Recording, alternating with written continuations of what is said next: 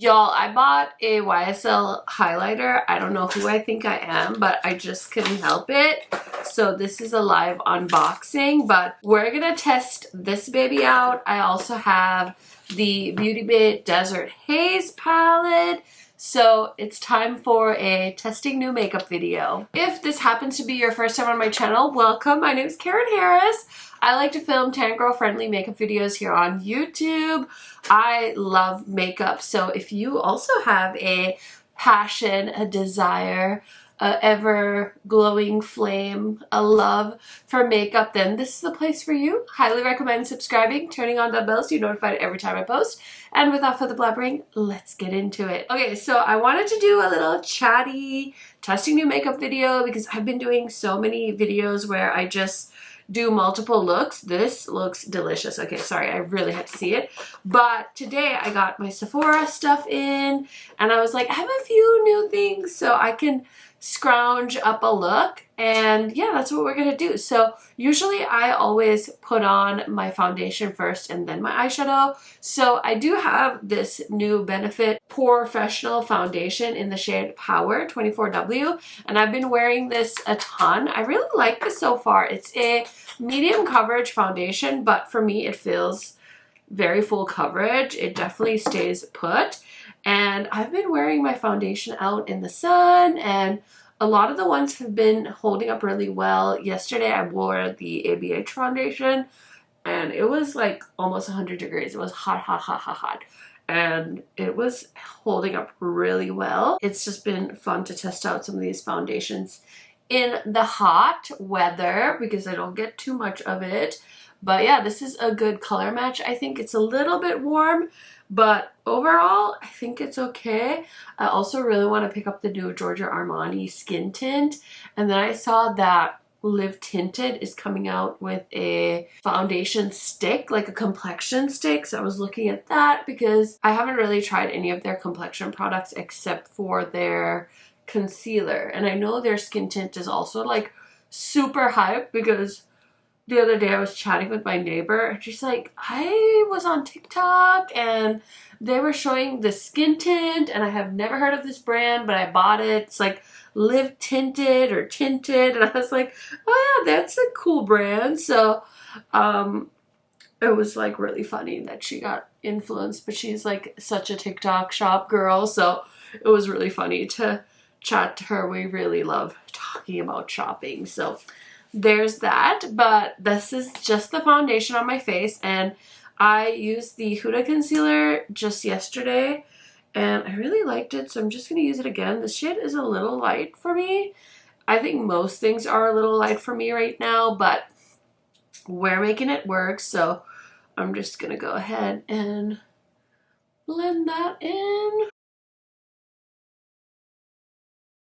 Okay, for bronzer, I'm going to use an oldie. I've been using the Natasha Denona one a ton, but just the other day I was like, oh, I should use my Rare Beauty stick. So that's what I'm doing. This one is very warm, but usually it blends in pretty well. So I figured I need to give it some love because I've been really going hard with Natasha Denona Toasty. But this is like the OG. This one and my Stay Beauty liquid bronzer are like my three favorite cream bronzers probably of all time. I just like how easily they blend. Look at my tan line. I forgot to put my bracelets back on.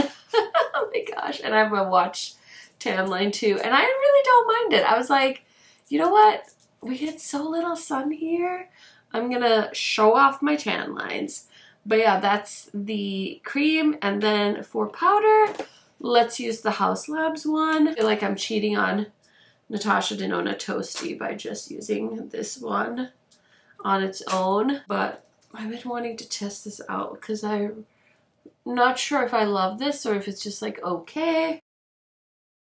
Okay, I zoomed you guys in for the Desert Haze portion of this video. And let's go ahead and look at some close-ups, swatches, so I can tell you guys a little bit about this palette. Okay, so first of all, I love Beauty Bay. You guys know that about me. And they have some of the prettiest palettes. So I was so excited when they finally launched a palette that honestly caught my attention, because it has been a little bit tough to get on board with these new 20 color palettes they've been doing. So this retails for $22, and it's a limited edition 20 shade color palette of coppers, greens, blues, and golds. Swipe on the spice with the by Beauty Bay Desert Haze 20 color palette inspired by glowing horizons and sun-soaked sand. Brings the heat with fiery coppers, gleaming golds, and bold cactus greens. Venture into hazy shimmers and desert dune mattes, or melt into our Hero Hue Mirage, which is a glistening gold and green shimmer duochrome.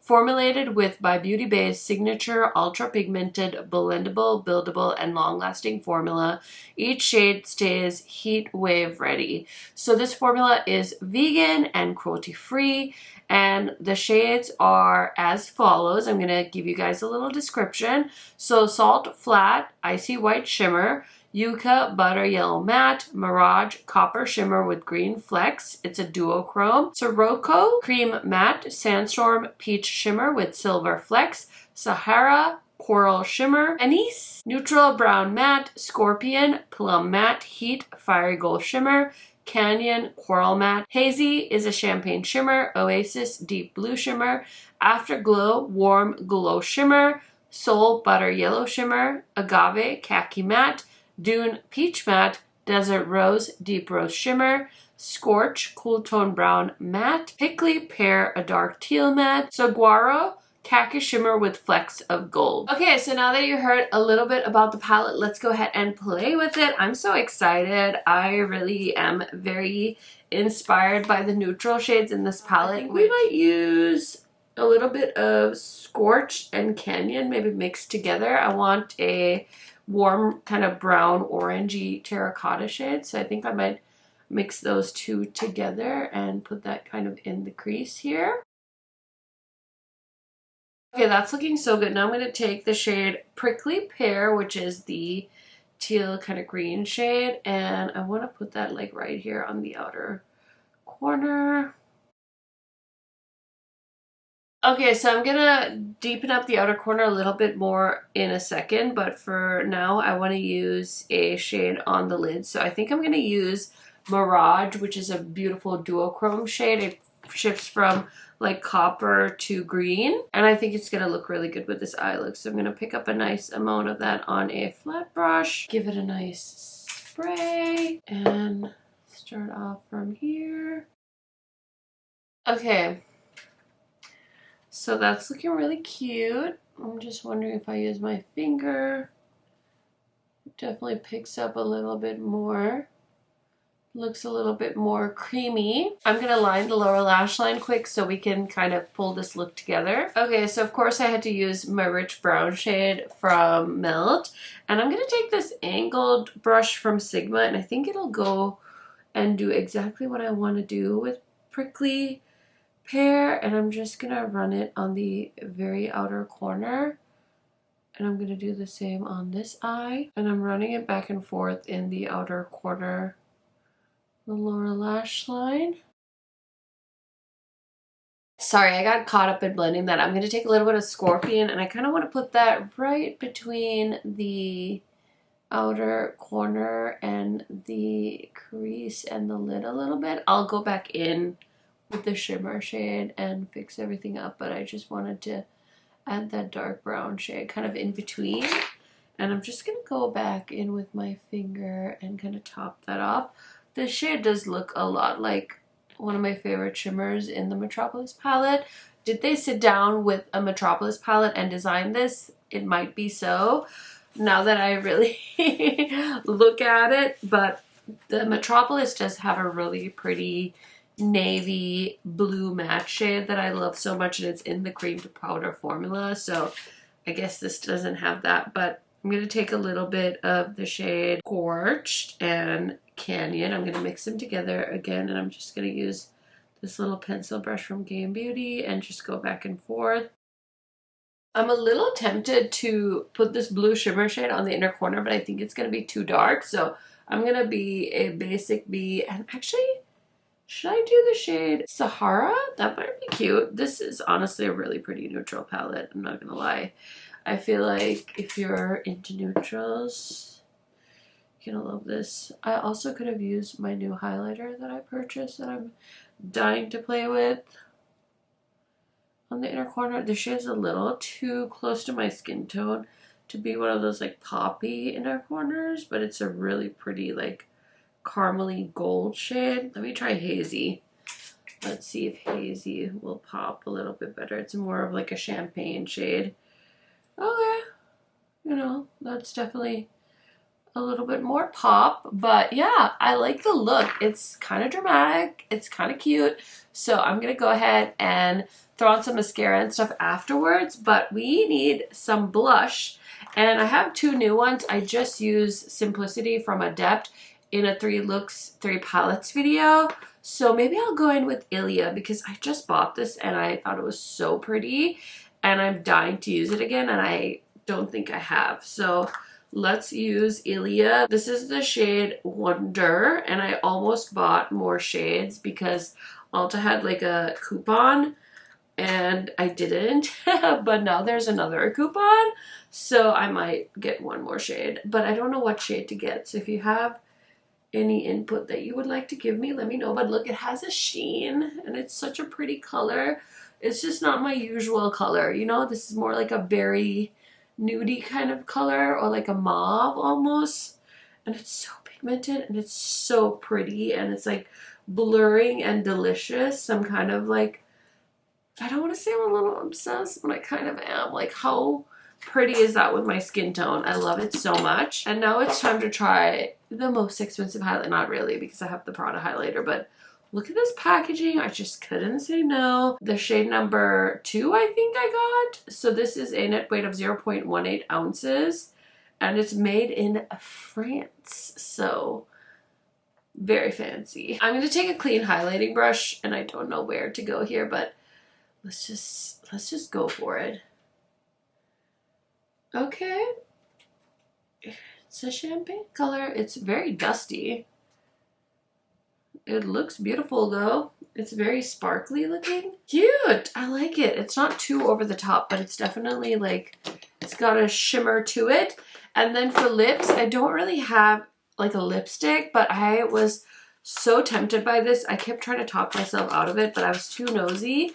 And I don't have any business buying a Fenty Beauty gloss. It's so effing cute. Does it not look like a unicorn? So let's just try this out. I'll link as much as I can in the description box for you guys. But I was just so curious. It's very sparkly and cute, but it definitely needs like some kind of base. I was just so curious. It looks like unicorn tears, and my lips look so glowy. Should we just leave it like this? I know it's kind of weird, but I don't know. I'm kind of feeling it. Okay, let me spray my face. Let me decide. I'll do something with this hair, and I'll be right back to show you guys the finished look. Okay, friends, so here is the finished look. What do we think? I am so curious to hear your guys' thoughts. So let's just go ahead and talk a little bit about some of the newer products I used today. I really like this foundation so far. I was pleasantly surprised because I feel like Benefit hasn't always been the most well-known when it comes to their complexion products, but I've tried their highlighter and their bronzer, and now they have this, and I feel like the last 3 complexion things they've done that I've tried have been really great for the most part. So happy to see that they're finally finding their footing. I feel like they were so stuck in like 1995 when it came to their color choices and shade ranges of their products, so it's nice to see them slowly getting out of that hole. So that was kind of a newer to me product that I featured in this video, and I'm just going to talk about the new products because I don't want to keep going on about the older products that I used today just to fill in the gaps. As far as this highlighter goes, I think it's so pretty. It's sort of subtle to me. I don't know if I would say you need it because it's so expensive, but I was just so nosy, and I'm so glad that these kind of neutral highlighters are back because those are my favorite kind of highlighters to wear, so I'm really enjoying that. This Ilia blush is so promising. I'm so impressed with this. I love the sheen. I love how my cheeks look. So very tempted to pick up another shade. I have my eye on the corally color, but I would love to hear your opinions on what shade I should get because I simply cannot decide. And so the last time I was trying to pick out a shade, I decided not to get any because I was like, I have one. Be happy with one. You don't need more than one. Just love the one you have. But Ulta's been shooting out coupons like their life is depending on it. So I'm a little tempted because right now I think they have a $20 off $100 purchase. So I might do it. We'll see. Anyways, I also am wearing the Fenty gloss. I think this is so pretty. I definitely feel like I needed something underneath this, but I don't want to take it off and reapply it. And I also don't know how I'm going to deal with lipstick on the doe foot, so I'll probably just put it on with my finger or something because I don't want to wreck this color. But this was totally a packaging buy. And I also have their lip oil in the shade Jellyfish. I think I got that in my YouTube goodie bag when I was in New York, and I actually finally used it the other day, and it's so pretty. Fenty is really in like their purpley gloss era, and I somehow ended up with two of them, which is quite shocking. This one is so pretty. I'm surprised this didn't launch with their Smurf collection because it totally gives me Smurf vibes, and I feel like if you know me, I'm not one to try crazy, wild, glittery lip glosses, especially not with my own money, but I was just being tormented by this and I had to finally bite the bullet and buy it. I just realized I'm not wearing any mascara, so I'll be right back before we talk about this palette because I need to put some mascara on. Okay, fine. I changed my lip color. I put on Iconic Photo from MAC. I think this is the shade.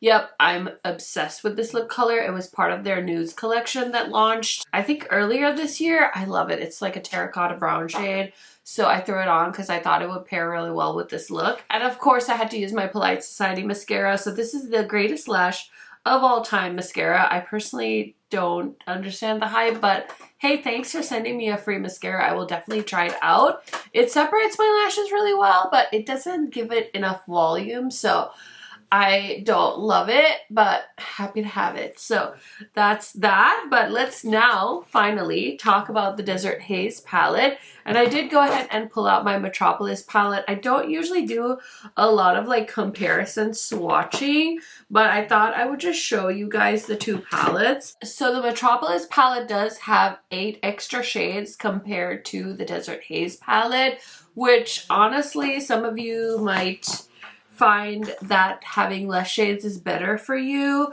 I personally still love looking at the Metropolis palette.